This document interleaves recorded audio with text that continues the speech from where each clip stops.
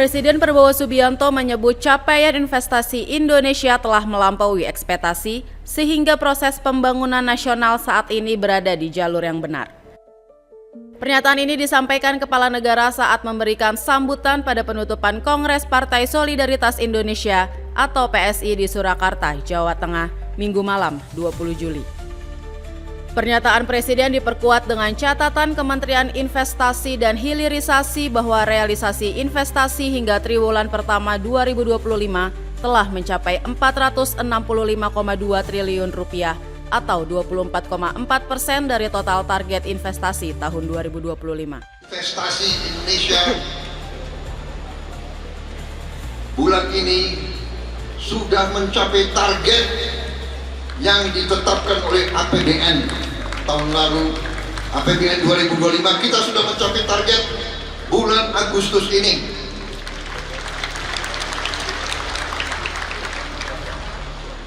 Empat bulan sebelum akhir tahun sudah mencapai. Kepala BPS lapor ke saya, angka pengangguran menurun, angka kemiskinan absolut menurun. Di sisi lain, menurut Prabowo, kabar baik ini menunjukkan bahwa Indonesia terus tumbuh. Adapun anggapan bahwa Indonesia gelap menurut Presiden adalah upaya untuk menurunkan semangat bangsa yang sama sekali tidak berdasar.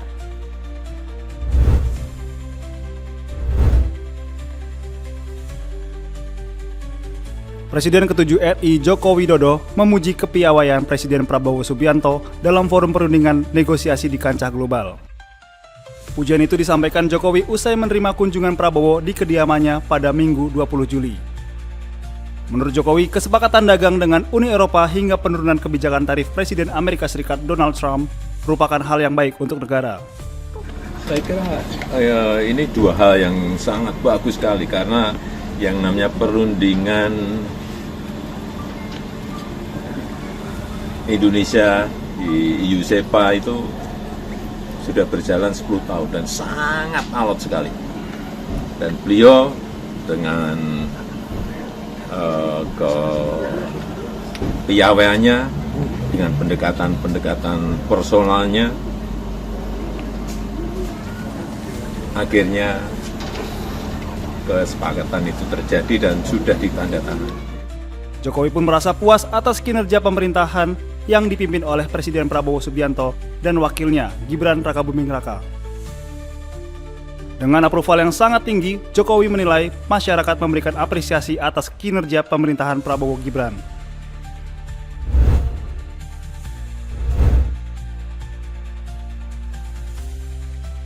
Kementerian Sosial telah mencoret lebih dari 200.000 penerima bantuan sosial atau bansos setelah dikonfirmasi terindikasi bermain judi online. Hal ini diungkapkan Menteri Sosial Saifullah Yusuf atau Gus Ipul usai meninjau dan berdiskusi dengan para pendamping sekolah rakyat menengah atas SRMA 17 Solo pada Minggu 20 Juli. Gus Ipul menyebut dari total 600 ribuan keluarga penerima manfaat KPM yang terindikasi sebanyak 200 ribuan keluarga yang tidak akan menerima bansos pada triwulan kedua tahun ini. Sementara itu 300 ribuan lainnya masih dalam proses evaluasi untuk penyaluran bansos pada triwulan ketiga. Selain itu Kemensos juga akan mengevaluasi penerima bansos yang telah menerima bantuan lebih dari 10 tahun. Hal ini dilakukan agar bantuan pemerintah tepat sasaran. Yang 200.000 lebih sudah kita coret, kita terima lagi, lagi kita evaluasi, kita lakukan. Kalau memang betul-betul terbukti ya kita akan coret juga.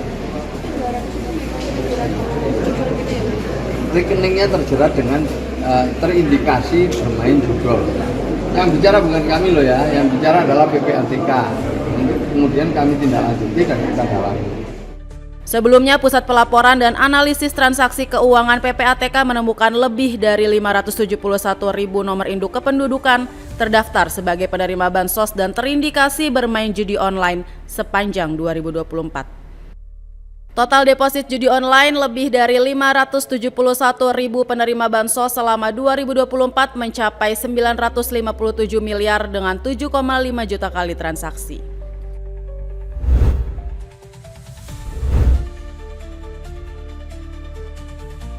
Polresta Bandara Soekarno-Hatta berhasil menangkap pengendali Home Industry Liquid mengandung obat keras ilegal atau etomidate yang digerebek pada wilayah Tangerang Selatan, Senin 7 Juli lalu. Kapolresta Bandara Soekarno-Hatta Kombes Pol Ronald Sipayung menjelaskan, penangkapan terhadap pengendali sekaligus pemilik Home Industry Liquid tersebut merupakan hasil pengembangan. Menurut Kapolres, sang pengendali Home Industry etomidate tersebut adalah warga negara asing Cina berinisial FJ yang ditangkap di wilayah Singkawang, Kalimantan Barat 12 Juli lalu. Dari hasil barang atau bagasi yang dibawa oleh tersangka F ini, kita menemukan 5 botol yang masing-masing berisi kurang lebih 100 ml.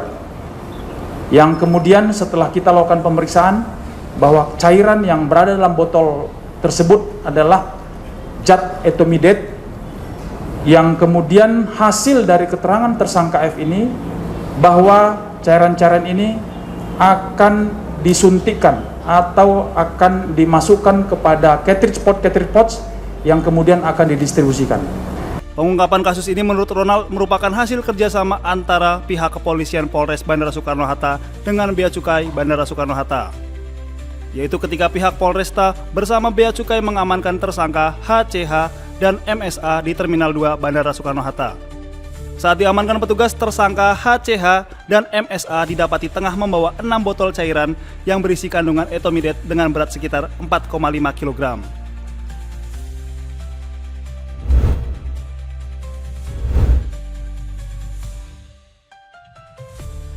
Derby Nusantara kembali terjadi di laga terakhir fase grup A Piala AFF U23 antara Timnas Indonesia U23 melawan Malaysia. Pihak panitia penyelenggara pun telah mengumumkan jadwal kedua tim di mana Timnas Indonesia U23 akan menjamu Malaysia di Stadion Gelora Bung Karno, Jakarta pada Senin malam 21 Juli pukul 20 waktu Indonesia Barat. Kini Timnas Indonesia U23 dan Malaysia masih berebut 2 tiket dari jalur juara grup dan runner-up terbaik. Saat ini Timnas Indonesia kokoh berada di puncak klasemen grup A dengan 6 poin. Hasil ini didapat dari kemenangan tim asuhan Gerald Vandenberg atas Brunei Darussalam dan Filipina. Di atas kertas, Timnas Indonesia sebenarnya hanya membutuhkan hasil imbang untuk bisa lolos ke semifinal Piala AFF U23. Namun tingginya gengsi pertandingan membuat laga ini menjadi berbeda bagi kedua tim.